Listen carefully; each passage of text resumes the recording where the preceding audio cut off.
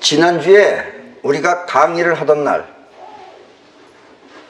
그 한국 시간으로 그날 밤에 한국과 독일은 월드컵 축구를 하였습니다.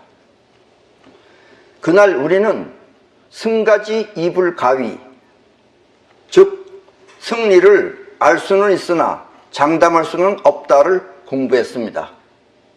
기억나십니까? 그리고 그날 밤 러시아에서 승가지 이불 가위가 실행되었던 것입니다. 이 축구는 22명이 90분 동안 공을 쫓다가 결국은 독일이 이기는 게임이다. 이 말은 영국의 전설적인 골잡이라는 건 골키퍼라는 뜻이에요. 골잡이 게리 리네커가 1999년 이탈리아 월드컵 준결승선에서 독일과 승부차기를 하던 중 끝내 결승 진출에 실패한 뒤에 남긴 유명한 말입니다. 그러니까 독일하고 같이 승부차기를 하다가 영국의 골키퍼가 22명이 90분 동안 공을 주면서 하다가 끝내는 독일이 이기는 게임이다 라고 그렇게 말을 했습니다. 독일이 막강하다 라는 뜻입니다. 그리고 이번 월드컵에서도 많은 해설자들이 게리 리네커의 말을 인용해서 결국은 독일이 우리 한국을 9대0으로 이긴다며 호언장담을 하였습니다. 왜냐하면 독일은 4년 전에 브라질 월드컵에서 당당히 세계 제1위의 랭킹 국가였기 때문입니다. 그러니까 랭킹 1위하고 우리 한국하고 붙은 거예요, 이번에. 근데 이렇게 독일은 30년 가까이 축구의 강력함을 세계만방에 떨쳤습니다. 그때가 1990년이니까 지금 따져보면은 30년 동안 독일 축구는 아주 강력했습니다. 이번에 깨진 거예요, 그게.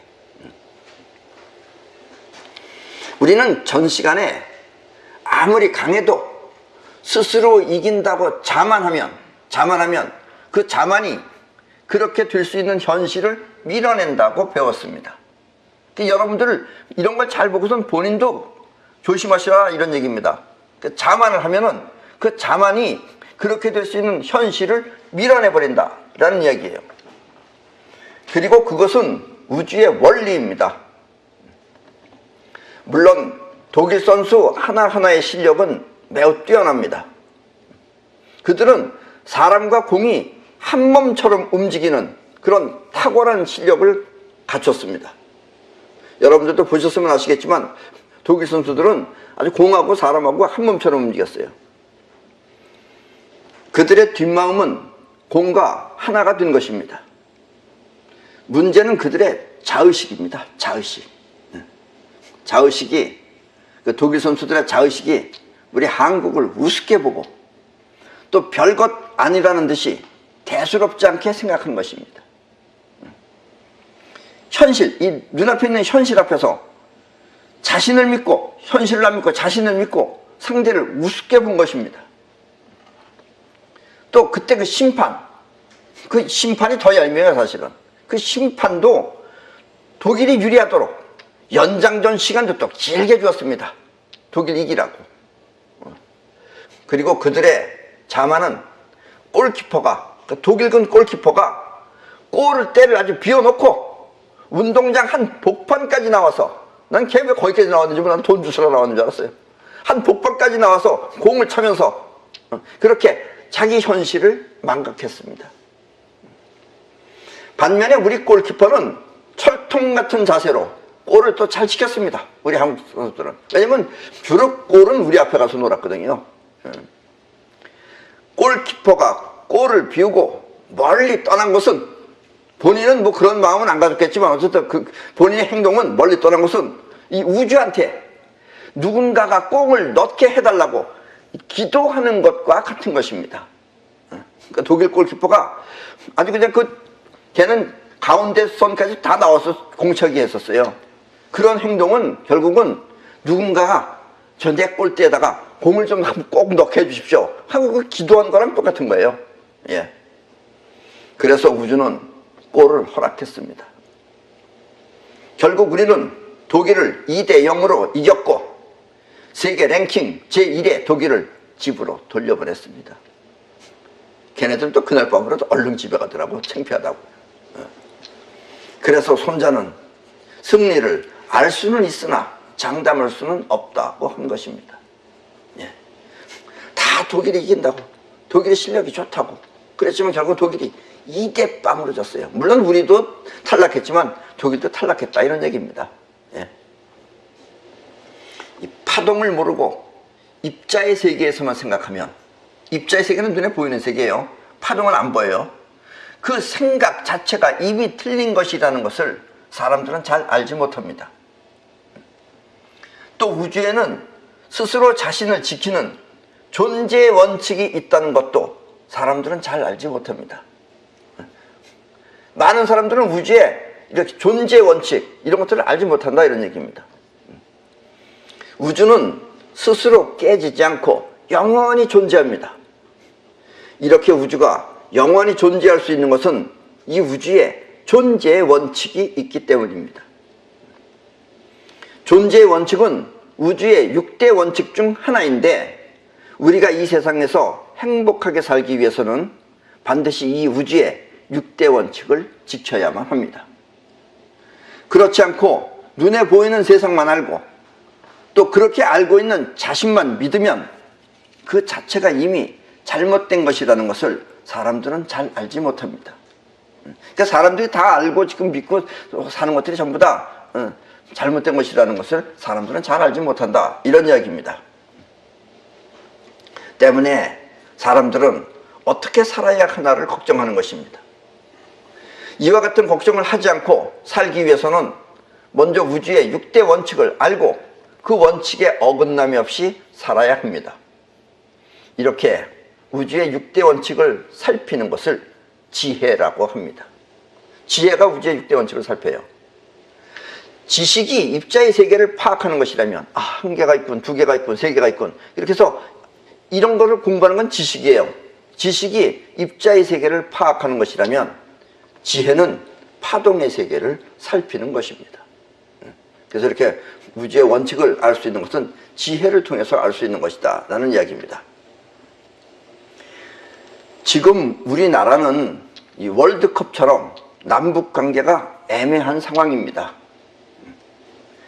이북 또한 가진 것이 없다 하여 만만하게 보면 안 됩니다.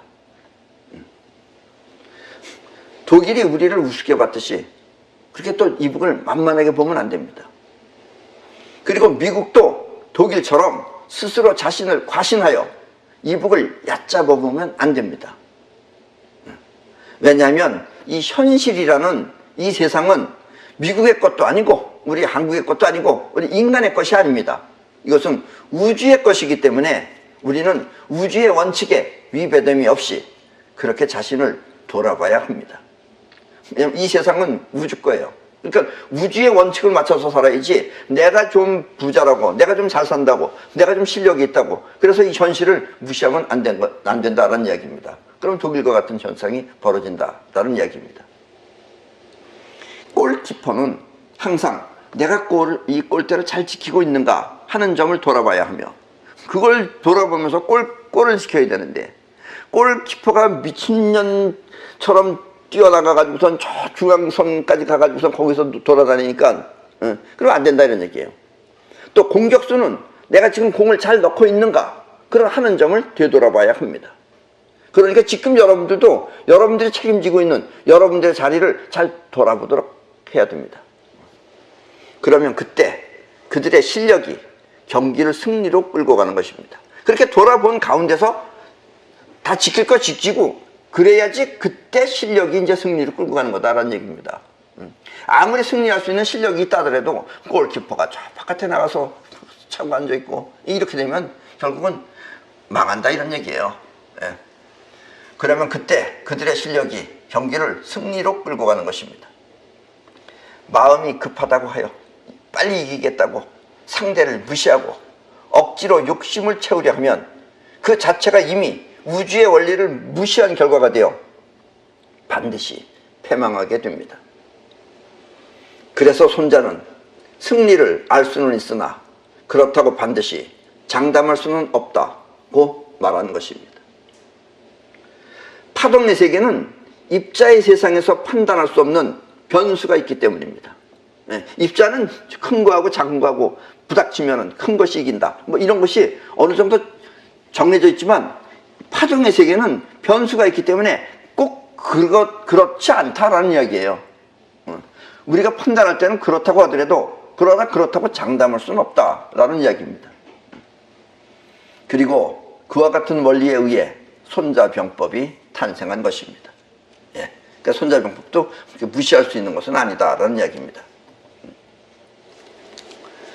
세상 모든 것은 변하고 없어져도 우주 그 자체만은 결코 변하거나 없어지지 않습니다. 그러나 이 우주가 6가지 원칙에 의해 움직이고 또 그 원칙을 지키고 있기 때문입니다. 이와 같은 우주의 원칙을 우리는 우주의 6대 원칙이라고 합니다. 여기서 원칙이라고 하는 것은 눈에 보이지 않는 작용, 즉 파동을 말하는 것이고, 또 변화는 눈에 보이는 세상, 즉 상태를 말하는 것입니다.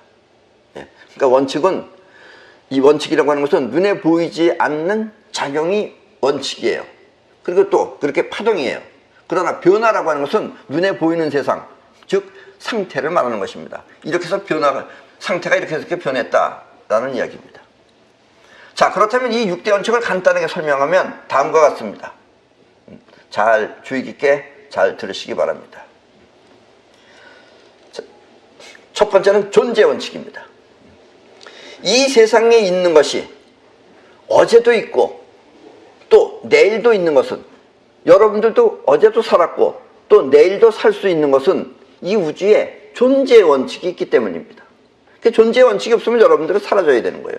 근데 존재 원칙이 있기 때문에 어제도 있고 오늘도 있고 내일도 있을 수 있다라는 이야기입니다. 그리고 존재가 존재할 수 있는 것은 작용을 하기 때문인데, 존재가 존재하려면 가만히 존재만 하면 없어져요. 존재는 꼭 작용을 해야 돼요. 작용을 하기 때문인데, 그 작용이 뭉치면 우리 눈에 보이는 물체가 되고, 그 작용이 흩어지면 우리 눈에서 사라지는 파동이 됩니다. 그러나 이와 같은 작용을 통해 우주는 영원히 존재하는 것입니다. 작용을 해야지만 또 존재를 해요. 그러니까 여러분들이 팔자가 좋아서 아무것도 안 하고 가만히 하루 종일 집에서 가만히 얌전하게만 있으면 잘 살고 잘 먹고 잘 살 것 같지만 금방 죽습니다. 그래서 여러분들은 움직여야 돼요. 뭉친 물체가 오랜 시간 보존할 수 있는 것은 이렇게 우주에 존재 원칙이 있기 때문입니다. 흩어진 파동 또한 마찬가지입니다. 존재 원칙이 있기 때문에 파동 또한 그대로 있을 수 있는 것입니다. 그래서 우주는 영원히 존재하는 것입니다. 자, 두 번째는 락의 원칙입니다. 락. 여기서 락이라는 것은 즐거울 락자예요. 이 우주가 움직이는 파장은 우리 마음이 즐거울 때와 같이 락의 파장으로 작용합니다. 지금 이 우주가 움직이고 있어요. 움직이는데 우주가 어떻게 움직이느냐? 슬픈 파장으로 움직이는 것도 아니고 우리가 즐거울 때 파장처럼 즐거운 파장으로 움직이고 있습니다. 그래서 우주는 항상 락앤롤을 부르면서 움직이는 거예요. 그러니까 여러분들도 어떻게 살아야 돼요? 여러분들도 즐겁게 살아야 됩니다. 즐겁게 살면 우주가 이렇게 이루어지듯이 이루어지는데, 여러분들이 슬픔에 빠져서 살면 아무것도 안 이루어진다라는 얘기예요. 그 이유는 우주하고 틀리기 때문에 그래요. 우주의 원칙과 어긋나기 때문에. 그리고 락은 곧 뻗어나가는 파장입니다. 침통하게 있는 것은 머무르는 파장인데, 락은 움직이는 파장이에요. 뻗어나가지 않고 그 자리에 머물면 그것이 바로 고민이나 걱정입니다. 그러니까 여러분들도 뻗어나가는 파장으로 살면은 항상 즐겁게 뭔가 해내는데, 그렇지 않고 그 자리에 머물러 있으면 그게 바로 고민이나 걱정할 때 파장과 같은 것입니다. 그래서 우주는 머물지 않고 가야 할 목표를 향해 항상 뻗어나갑니다. 이렇게 목표를 향해 뻗어나가는 상태가 곧 락의 파장입니다. 다시 말하면 머물지 않고 항상 갈 곳을 향해 뻗어나간다는 뜻입니다. 그래서 우주는 그걸 끊임없이 해요. 끊임없이 뻗어나가요. 때문에 일이 성사되기 위해서는 항상 즐거운 기분으로 일을 하고 즐거운 기분으로 일을 해야 돼요. 침통한 표정으로 하지 말고, 또 건강 또한 즐거운 마음으로 현실을 위해서 산다면, 자기 고민을 걱정거리를 위해서 살지 말고 현실을 위해서 산다면 불로장생 또한 결코 어려운 것이 아닙니다. 그러니까 여러분들이 불로장생 늙지 않고 오랫동안 잘 살기 위해서는 즐거운 마음으로 현실을 위해서 일을 해야 돼요. 자기 혼자 앉아서 걱정하는 것 이런 거 하지 말고, 그렇게 하면 여러분들도 불로장생도 결코 어려운 것이 아니다 라는 이야기입니다. 그것은 이 우주가 락의 원칙으로 움직이고 있기 때문입니다. 아셨죠? 항상 잊지 마십시오. 내가 잘 될 것인가 안 될 것인가, 내 인생이 잘 될 것인가 안 될 것인가. 즐겁게 살면 잘 되고 침통하게 앉아서 고민이나 하고 앉았으면 이제 병 걸려서 죽는다 이런 얘기입니다. 아셨죠? 어려운 거 없어요. 너무 어렵게 생각하지 마세요. 잘 안 될 수는 있어요. 전생이나 또 아니면 여러분 천성검사를 통해서 잘 안 될 수 있는 그런 특징을 가질 수는 있으나, 그렇다 하더라도 여러분들의 뒷마음이 나는 즐겁게 살아야 되겠다고 하고 억지로 기분이라도 내면서 즐겁게 살면 즐겁게 변합니다. 항상 변할 수 있는 것을 잊지 마십시오. 세 번째는 이득의 원칙입니다. 이 어리석은 사람은 배가 고프면 일하고 또 배가 부르면 일 안 하고 놀아요. 그런 게 어리석은 인간들이에요. 그런데 우주는 이 세상에서 누가 제일 부자예요? 이 세상에서 가장 부자가 우주입니다. 우주. 뭐 돈 좀 있는 것 만사무사. 만사무사라고 아세요? 그래도 만사무사는 옛날에 상당히 돈 많았어요. 어쨌든 지구에서 그 돈 제일 많이, 돈을 막 찍어내는 인간들, 그래봤자 우주에 비하면 세 발의 피도 안 되는 거죠. 그거는. 그래서 이 세상에서 가장 큰 부자는 우주입니다. 근데 이 우주는 이득이 생길 수 있는 공간이나 또 시간이 있으면 놓치지 않고 그것을 이용해서 이득을 창출합니다. 때문에 우주는 이 세상에서 가장 큰 부자이며 또 부자이기 때문에 그와 같은 틈새를 놓치지 않고 활용하는 것입니다.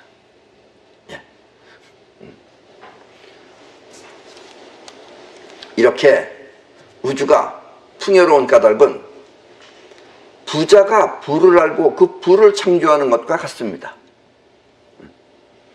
우리 눈에는 잘 보이지 않는 저 보도블록 틈새도, 저 그림 보세요. 저 그림 보이죠? 저 틈새가 조그맣잖아요. 저기 여러분들이 저기 걸어다니면 저기 틈새는 없는 것처럼 보입니다. 그래도 우주는 저기다 갖다가 꽃씨를 심어요. 그래서 꽃이 자라잖아요. 저렇게. 그리고 이 부자하고 안 부자의 차이는, 부자는 부가 생길 수 있는 길을 압니다. 그래서 부자는 저런 데라도, 저렇게 우주 같은 부자는 저런 데도 꽃씨를 심어요. 근데 여러분들 꽃씨 심으라 그러면 저기 안 심습니다. 저긴 땅이 아니라고. 그럴 거 아니에요. 그래서 우주는 계속해서 부자가 되는데, 여러분들은 부자가 아닌 사람은 안 되는 것만 보여요. 그래서 될까 하고 의심을 하고, 그래서 안 되는 거예요. 그러나 우주는 저렇게 저 조금은 틈싸기내도 꽃씨를 심어요. 우주는 저렇게 놓치지 않고 훌륭하게 꽃을 피우는 것입니다. 때문에 우주가 풍요로운 까닭은 이렇게 우주에 이득의 원칙이 있기 때문입니다. 그런 이득을 수없이 많이 창출해내고 있어요. 아마 여러분들도 우주가 이득을 위해서 창출해냈을 겁니다. 자, 이런 얘기들은 그래도 평면적인 얘기이기 때문에 쉬운 얘기입니다. 이제 요 다음번 얘기는 조금 입체적인 얘기인데 여러분들 조금 이해하기가 힘든 얘기예요. 뭐냐면 요 네 번째는 대가의 원칙입니다. 이 대가의 원칙이라는 것은 일종의 반작용의 법칙과 같은 것입니다. 꼭 반작용의 법칙은 아니에요. 일종의 반작용의 법칙과 같은 것이다 라는 이야기입니다. 예를 들면 이 전류가 흐르면, 전기가 흐르잖아요. 전류가 흐르면 그 주변에 자기장이 형성됩니다. 즉 자석이 움직이는 거예요. 저기 전류하고 자석은 다른 건데, 전류가 흘러가면 거기 자기장이 생겨요. 그래서 전봇대 옆에 가면 나침판이 제멋대로 움직이는 것입니다. 또 속도가 빠르면 그 상태가 불로 변합니다. 처음에는 물건이 빨리 날아갔는데 나중에 보면 그 물건이 불이 되는 거예요. 그래서 밤하늘에 보이는 유성의 꼬리가 길게 불을 뿜는 것은 이렇게 빨리 떨어지다 보니까 불로 변했기 때문입니다.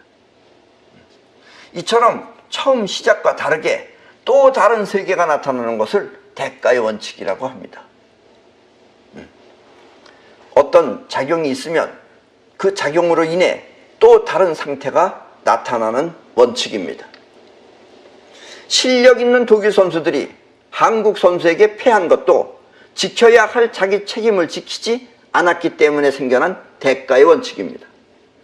골키퍼가 골을 지켜야죠. 그래야지 골 들어오는 걸 막죠. 거길 텅텅 비워놓고선 나가서 지가 뛰어다니고 있으니까 그러니까는 막을 수가 없죠. 예. 이렇게 실력 있는 독일 선수들이 한국 선수들한테 패한 것도 지켜야 할 자기 책임을 지키지 않았기 때문에 생겨난 대가의 원칙입니다.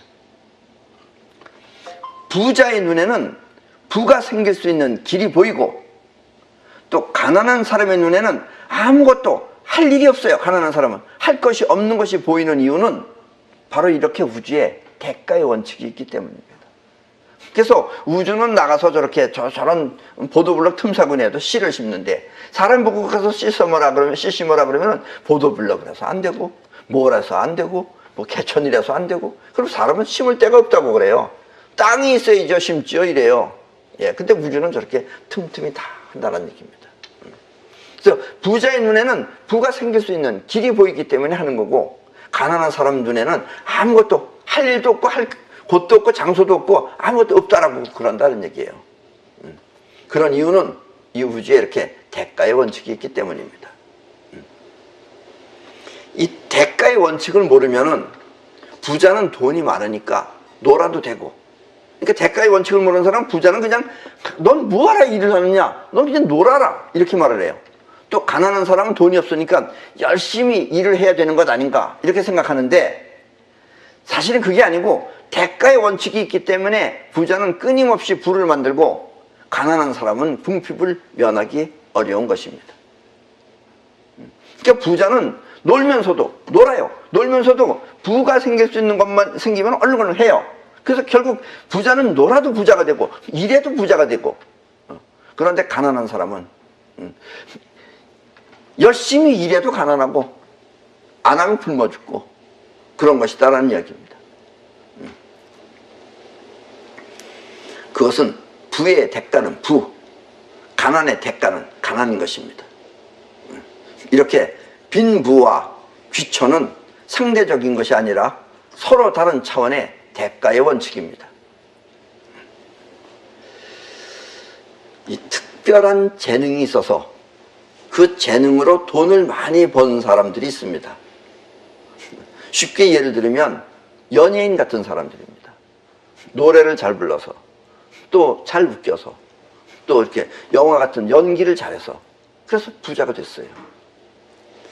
물론 연예인 중에는 그 재능 외에 또 특별한 사업 능력이 있는 사람도 있지만 그러나 대부분은 사업 능력이 없으면서 돈을 또 불린다는 욕심으로 사업을 벌리는 경우가 많습니다.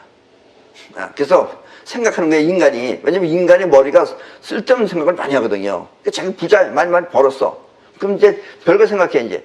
내가 나중에 늙어서 내가 연기를 못할 때, 그때는 어떡하나. 노래를 못 부르면 어떡하나. 그래서 내가 사업을 해야지. 이렇게 사업을 벌리는 거예요. 사업에 대해서는 아무것도 할 수 있는 능력이 없으면서도. 그러면 이제 이것저것 벌리게 되면은, 그럼 어떻게 되겠어요? 쫄랑 망하는 거죠. 그래서 목 빠지게 노래 불러서 번 돈을 다 날려버리고 연기한다고 뭐 온몸을 불살리면서 연기해서 번 돈도 다 날려버리고 그런 이유가 잘못 생각하는 거예요. 대부분의 사업 능력이 없으면서 돈을 불린다는 욕심으로 사업을 벌리는 경우가 많습니다. 그리고 그들의 대부분은 거의 망합니다. 그것은 왜 망했는 것이냐? 그 사람들이 사업을 했기 때문에 망하느냐 뭐 하느냐? 그것은 뭐냐면 있는 재산에 대한 고마움이 없기 때문입니다. 그래서 여러분들은 이 고마움에 대한 대가가 엄청 무섭다는 걸 알아야 돼요. 어떤 사람은 편안해요. 일도 잘 되고 그러면은 지금 그 자체가 뭔가 좋은 거예요. 그럼 그 자체에 고마워해야 됩니다. 내가 지금 일도 잘 되고 건강하고 그리고 뭐 하는 일마다 잘 된다. 그럼 뭔가가 자기한테 지금 좋은 거예요. 그러면 그 상태를 고마워해야 돼요. 거기서 또 욕심을 부려가지고 나중에 생각해서 내가 또 뭘 좀 해봐야 되지 않을까 이래가지고선 또 무슨 일을 또 일 저지르면은 그렇게 되면 욕심이에요. 그건 그렇게 되면은 나중에 와서 또 쫄라당 망한다 이런 얘기입니다. 어쨌든 이 우주는 우리 사람을 가만히 내버려 두지 않아요. 사람이 됐든 물건이 됐든 뭐가 됐든. 그래서 자꾸 움직여야 됩니다. 움직여야지 우주는 존재할 수 있기 때문에. 그렇다고 해서 여러분들도 그렇게 꼭 우주를 위해서 흥했다 망했다 흥했다 망했다 흥망성쇠를 그렇게 밥 먹듯이 하실 필요는 전혀 없다 이런 얘기입니다. 여러분들도 우주처럼 꾸준히 그냥 흥하면서 꾸준히 오래가도 됩니다. 아셨죠? 예. 자신의 재산을 사랑하는 사람은 함부로 돈을 쓰지 않습니다. 재산에 대한 고마움을 아는 사람은 함부로 돈을 못 써요. 앞에 말한 연예인들은 황금률에 의해서 재산을 모아놔야 하는데 그렇지 않고 사업이라는 명목으로 돈을 다 써버리면 그 써버리는 씀씀이가 돈을 불러오는 것이 아니라 있는 재산 모두를 탕진해버리는 것입니다. 결국 돈이 잘 들어올 때 그 상황을 고마워하지 않고 지금 현재 돈이 잘 들어오는 그 상황을 고마워해야 돼요.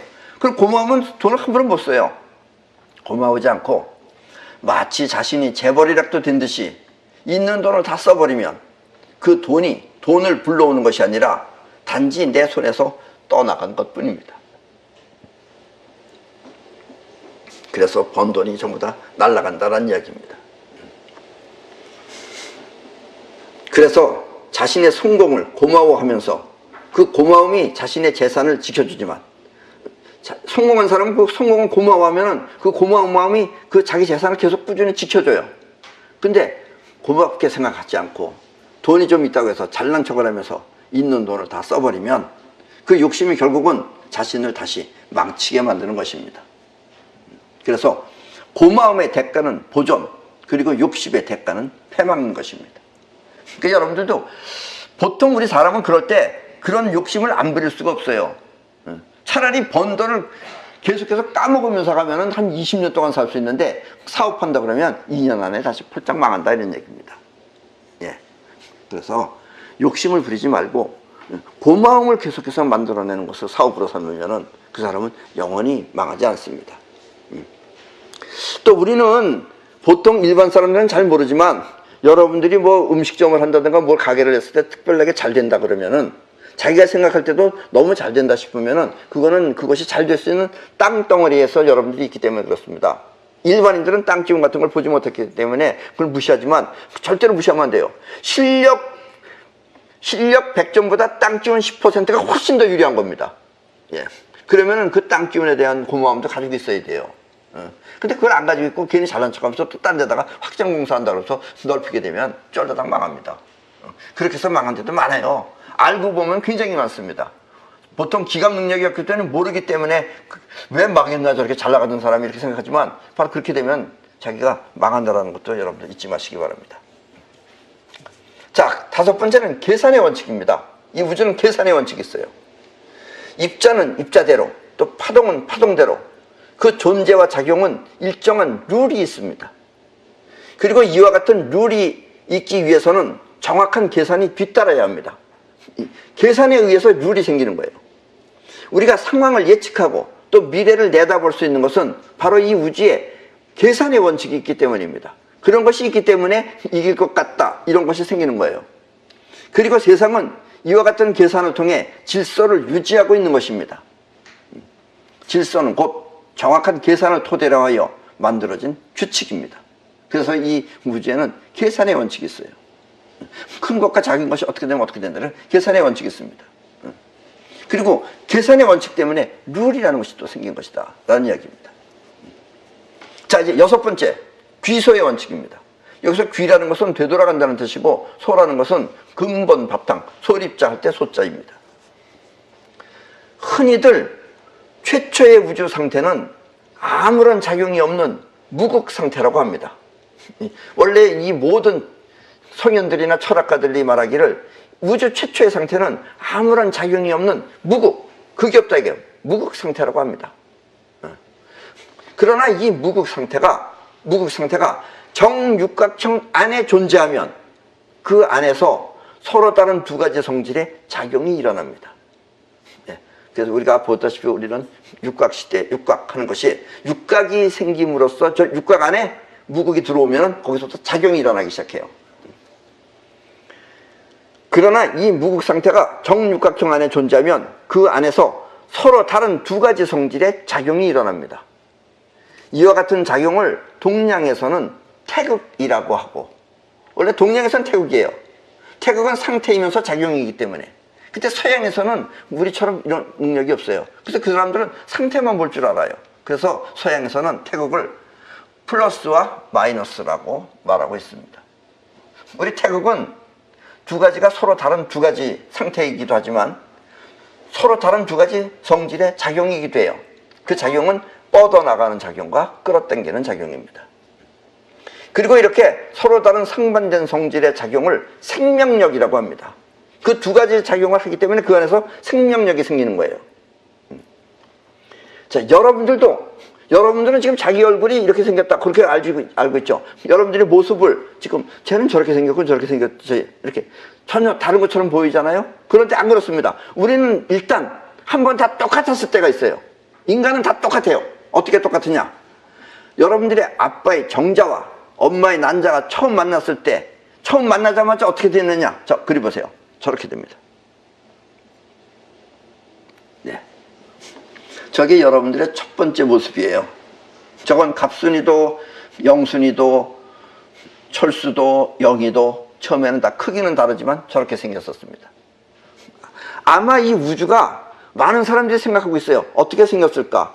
우주는 어쩌면은 저렇게 생겼는지도 몰라요. 저런 식으로 원처럼 생겼는지 모릅니다. 자, 저렇게 여러분들은 육각형 모양이었어요. 그리고 저 육각형 안에 생명력이 오늘날의 여러분들을 만든 것입니다. 저 안에 생명력이 있어요. 저 안에, 저 육각형 안에. 그 생명력이 지금 여러분들을 만들어낸 거예요. 그리고 여러분이 엄마 뱃속에서 건강하게 자라 이 세상에 나올 수 있는 것도 엄마 몸에 있는 양수로부터 생명력을 받아 성장했기 때문입니다. 자, 이렇게 해서 자기가 가지고 있는 저 육각형 안의 에너지는 저기서부터 머리가 나오고 다리가 나오고 팔이 나오고 저렇게 돼요. 그럼 이제 생명을 다 써버렸느냐? 아니에요. 엄마의 몸에서부터 계속해서 생명력을 받습니다. 어디서 받느냐? 여러분들도 알 거예요. 아기가 생겼을 때는 그 엄마 뱃속에 양수가 있다는 사실을. 그 양수는 물이에요. 그런데 물인데 이 엄마 몸에 있는 양수는 분자 구조가 육각형입니다. 그래서 양수 안에 있는 물 분자 구조는 육각형이에요. 그 육각형으로부터 생명 에너지를 계속해서 받는 겁니다. 그래서 여러분들이 건강하게 이 세상에 태어난 거예요. 우리는 그 양수를 육각수라고 부르기도 합니다. 육각수는 물 분자가 육각형인 물을 말합니다. 이렇게 육각형 안에는 만물이 생성되고 성장할 수 있는 그런 생명력이 들어있습니다. 그래서 뻗어나가는 에너지와 끌어당기는 에너지, 이 두 가지가 겉으로 나타날 땐 그렇게 나타나지만 바로 그것이 생명력이에요. 그것 때문에 여러분들도 자라기도 하고 또 여러분들의 그 몸뚱아리가 그렇게 만들어진 것이다 라는 이야기입니다. 그리고 그 생명력의 힘은 위대하고 신비해서 저 그림 속에 있는 저 벌꿀들처럼, 저 꿀벌처럼 보이죠? 저 벌집도 생긴 게 육각형입니다.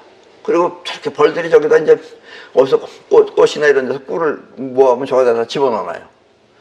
저렇게 육각형 안에서 숙성된 꿀은 어떤 온도에도 변하거나 상하지 않는 그런 훌륭한 식품이 되는 것입니다. 이 지구상에 있는 모든 것은 전부 다 온도 때문에 변합니다.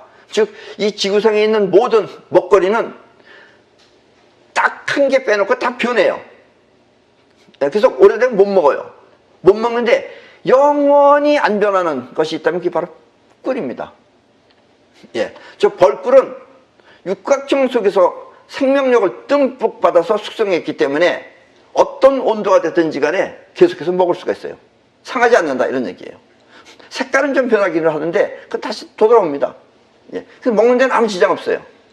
예, 그래서 안 변하고 계속해서 먹을 수 있는 것은 꿀밖에 없다 라는 사실입니다. 자, 지금 저 사진 보세요. 저 사진은 세계에서 최초로 만들어진 헥사곤입니다. 근데 헥사곤이라는 뜻이 바로 정육각형이 헥사곤이에요. 네. 저 헥사곤이라는 말은 정육각형과 똑같은 거예요. 지금 현재 서울에 있는 방배동에 저것이 설치되어 있습니다. 저게 세계 최초예요. 옛날에는 저런 게 없었어요. 옛날에는 저건 없고 피라밋이었어요, 대신. 그러나 피라밋은 사람들이 너무 커서 감히 저거는 우리 인간이 만든 것이 아니다라고 생각하고 있어요. 너무 크고 너무 웅장해서. 저걸, 그 피라밋에 대한 것을 간단하게 2차원으로 만들어내면 육각형이 저렇게 되는 거예요. 저 헥사곤 안에 들어가면, 어떤 사람은 저 안에 들어가면은 전기가 찌릿찌릿 오는 느낌이 있다고 하고, 저긴 전기 없어요. 근데 저희 들어가면 전기가 온다고 그러는 사람이 있어요. 또 어떤 사람은 시간 가는 줄 모르게, 저기 가면 시간이 안 간다고 느껴집니다. 또 깊은 잠에 좀 빠집니다. 저기 잠이 잘 와요. 저 안에서 자면. 또 어떤 사람은 저것을 집에다가 설치하고, 저건 바깥에 있는 거예요. 근데 어떤 사람은 저걸 집에다가 설치했어요. 자, 저 그림 보세요. 저건 집에다 설치한 겁니다. 저렇게 집에다 설치하고 저기서 계속해서 밤마다 저 안에 들어가서 잤더니, 그 사람이 여자분인데 유방암에 걸렸었어요. 근데 2개월 만에 유방암이 거의 없어졌다. 맨 처음에 8cm였는데 저렇게 조그만 것만 3개 남고 다 없어진 거예요. 2개월 만에. 그래서 유방암이 없어졌다면서 매우 기뻐하기도 했습니다. 어쨌든 저 헥사곤 안에서 잠을 자면 본인 모르게 가지고 있던 모든 병이 저절로 없어져 건강한 몸으로 바뀌는 그런 효과가 있습니다. 그게 바로 헥사곤이에요. 앞으로는 우리가 지금 이걸 처음 지구에서 알려줘서 그런데 앞으로는 무지무지하게 이제 많이 생길 것입니다. 지금도 여러분들이 눈 뜨고 가만히 보면 여기저기 육각형 모양이 많이 생겼어요. 우리가 저걸 퍼뜨린 지 이제 한 5년 좀 넘을까 말까 한데 지금 엄청 많이 생겼습니다. 뭐 알고 쓰는지 모르고 쓰는지 모르겠지만. 그렇다고 저 헥사곤은 사람을 치료하는 저는 치료용은 아닙니다. 저것이. 자, 시중에서 많이 팔고 있는 게르마늄이라는 것, 그 게르마늄 팔찌, 그런 것도 많이 차고 다니잖아요. 뭐 신경통이 없어진다고 하면서. 또 먹는 게르마늄, 왜 먹느냐? 그걸 먹으면은, 약은 아닌데 그걸 먹으면은 아픈 몸이 건강하게 만들어진다 이거예요. 즉 병이 없어진다 이런 얘기예요. 근데 게르마늄 먹는데 왜 없어지느냐? 믿기지 않죠. 파는 사람들도 왜 없어지는지 몰라요, 사실은. 그런데 바로 그것과 같이 저렇게 저 안에서 잠을 자면은 병이 저절로 없어지는, 아픈 몸을 건강하게 만드는 그런 효과가 있습니다. 게르마늄이 아픈 몸을 낫게 하는 이유도 바로 그 게르마늄의 분자 구조가 육각형이기 때문에 그렇습니다. 게르마늄의 분자 구조는 육각형입니다. 그래서 육각형 안에서 나오는 에너지 때문에 그래요. 생명력이 나오기 때문에. 그래서 여러분들도 저런 걸 집에다가 설치해서, 불편하다면 저걸 넘어가서 자야 돼요. 저거는 저 안에 들어가야 되니까. 저기 앉아서 해도 되고 그래요. 그리고 또 밑에 바닥은 땅하고 접지를 시키면 됩니다. 이렇게 우리 눈에 보이는 모든 세상은 육각형 속의 생명력이 6대 원칙에 의해 창조한 것이며, 결국은 다시 그 원칙에 의해 우주 본연의 모습으로 돌아가는 것입니다. 그것을 귀소의 원칙이라고 그러죠. 이렇게 생겨나기 이전의 세계로 돌아가는 작용을 귀소의 원칙이라고 합니다. 우주는 이렇게 6가지 원칙에 의해 만들어지고 또 움직이며 존재하는 것입니다. 손자병법 역시 이와 같은 6대 원칙에 의해 탄생한 것입니다. 자, 그럼 손자병법입니다. 불가승자 수야, 가승자 공야, 수칙부족 공죽유여. 이길 수 없는 자는 지키고 이길 수 있는 자는 공격한다. 방어하는 것은 군사력이 부족하기 때문이요, 공격하는 것은 군사력이 여유가 있기 때문이다. 존재하기 위한 우주의 비율, 존재가 존재할 수 있는 것은 그 비율을 황금률이라고 합니다. 그리고 육각형 속에 서로 다른 2가지 성질의 작용은 뻗어나가는 기운과 끌어당기는 기운입니다. 생명력은 뻗어나가기도 하고 끌어당기기도 하는 기운을 2가지를 동시에 가지고 있어요. 이렇게 뻗어나가는 기운을 화이트홀이라고 하며, 또 끌어당기는 기운을 블랙홀이라고 합니다. 블랙홀이 빨아당기는, 퍼져나가는 힘은 화이트홀이에요. 결국 블랙홀과 화이트홀의 고향은 헥사곤인 것입니다. 끌어당겨 뭉쳐놓으면 눈에 보이는 존재가 되고, 또 뻗어나가 흩어지면 작용이 됩니다. 파동이 되는 거예요. 그리고 그 비율은 7대3입니다. 황금률은 7대3이에요. 끌어당겨 뭉쳐놓은 힘이 70%, 그리고 뻗어나가 목표를 달성하는 힘이 30%일 때 이 우주는 가장 안전하고 확실한 상태라고 말하는 것입니다. 이것을 우주의 황금률이라고 합니다. 잘 기억해 두셔야 돼요. 망하느냐 안 망하느냐는 여러분들이 황금률을 벗어나느냐 안 벗어나느냐에 따라 달려 있습니다. 자산이 되었든 군사력이 되었든 70%는 비축하고 30%의 여유가 올 때 손자는 공격하라고 말하고 있습니다. 그러나 70%가 비축되어져 있지 않다면 결코 움직이지 말고 철통 같은 방어로 자신을 지키라고 말하고 있습니다. 이와 같은 이유는 황금률이 존재를 지키기 때문이며, 또 그럴 수 있는 것은 이 우주의 계산의 원칙이 있기 때문입니다. 그래서 여러분들도 없을 때는 안 쓰고 어떻게 하든지 자꾸 저축을 하셔야 됩니다. 그래서 여러분들이 70%의 저축이 여러분들이 이제 쓰는 데는 전혀 지장이 없을 때, 그때도 여러분들은 30% 안에서만 해야 돼요. 사업을 해도 30% 안에서, 무슨 일을 해도 30% 안에서, 남을 돕는 것도 30% 안에서, 그리고 70%는 항상 비축해 있어야 됩니다. 그거를 사업한다고 써버리면 여러분들은 망하는 거예요. 이제 그 뿌리가 뽑혀나가는 거예요.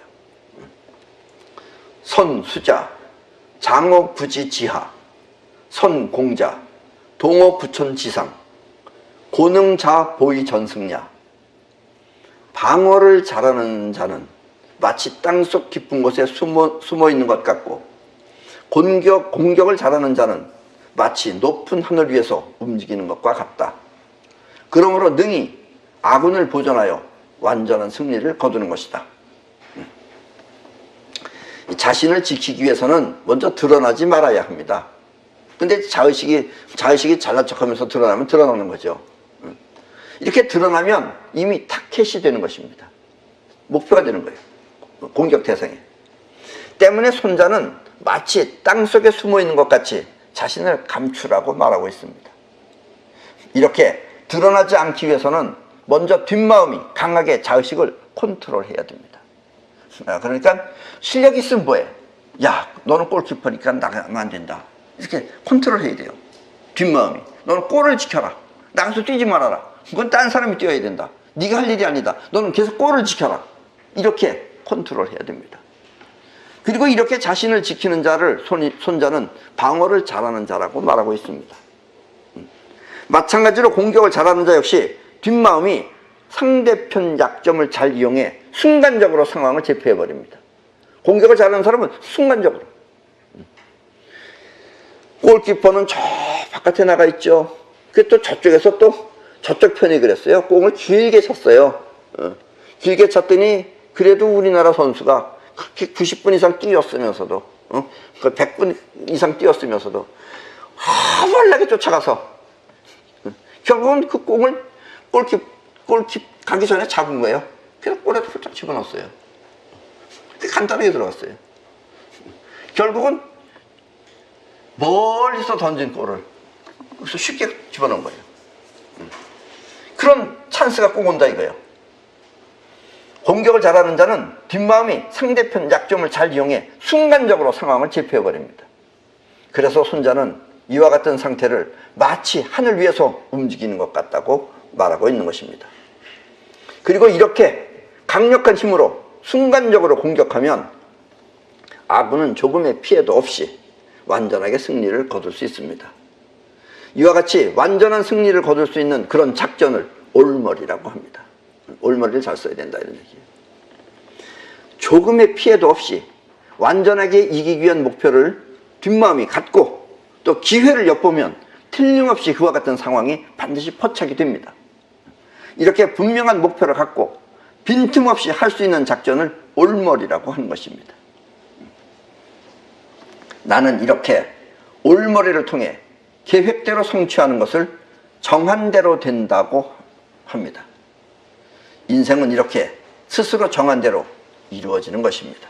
그게 여러분들도 정한 대로 난 이렇게 해서 이렇게 해야 되겠다. 그거 정해만 놓고 있으면 언제든지 언젠가 그 찬스가 꼭 와요. 근데 난 뭘 할까? 그거 정해져 있지 않으면 찬스가 올 턱이 없다는 얘기입니다. 그러나 여러분들이 꼭 원하는 것, 뭐가 됐든지 간에 그것을 여러분들이 꼭 가지고 있으면 여러분들이 정한 대로 그렇게 인생은 이루어지게 됩니다. 뒷마음에 정하면 상황은 그렇게 변합니다. 여러분들의 뒷마음에 변하면 우주가 그렇게 변해요. 그리고 이렇게 사는 인생을 능동력이라고 합니다. 자신이 원하는 대로 그렇게 세상이 변하는 것, 이것이 바로 능동력입니다. 그리고 이거는 제대로만 알면은 여러분들이 거의 신의 능력을 쓰는 거예요. 그리고 이렇게 능동력으로 사는 삶을 손자는 높은 하늘 위에서 움직이는 것 같다고 말하고 있는 것입니다. 예. 그럼 오늘 강의는 이걸로 마치겠습니다.